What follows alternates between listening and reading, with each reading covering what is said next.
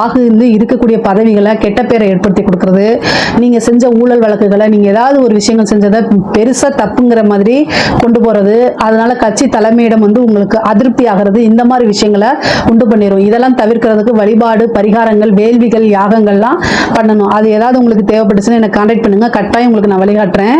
பொதுவாகவே நீங்க ஜெயிக்கணும் அப்படின்னா கட்டாயம் தெய்வத்தோட தேவை. கடகராசியில் இருக்கக்கூடிய அரசியல்வாதிகள் ஜெயிக்கணும் அப்படின்னா கட்டாயம் பரிகாரங்கள் பண்ணிக்கங்க. ஏன்னா இந்த கால சூழ்நிலை சரியில்லை. பொதுவாகவே பாத்தீங்கன்னா அஷ்டமத்துல கிரகங்கள் இருந்தா, முக்கியமா கடகராசியில் இருக்கக்கூடிய ஆயிலி நட்சத்திரமும் பூச நட்சத்திரமும் ரொம்ப கவனமா இருக்கணும். நிறைய எப்ப பார்த்தாலும் டிவில உங்களோட பேர் வரும், ஆனா அது நெகட்டிவா பாசிட்டிவாங்கிறத நீங்க தான் தேர்ந்தெடுக்கணும். ஏதாவது ஒரு விஷயம், மக்கள் உங்களுக்கு ஓட்டு போடணும், அரசியல்வாதிகள் ஜெயிக்கணும், மக்கள் உங்க மனசுல வரணும் அப்படின்னா, மக்களுடைய மனசுல நீங்க வரணும் அப்படின்னா உங்களை பத்தி நல்ல விஷயங்கள் தான் எடுத்துட்டு போகணும்.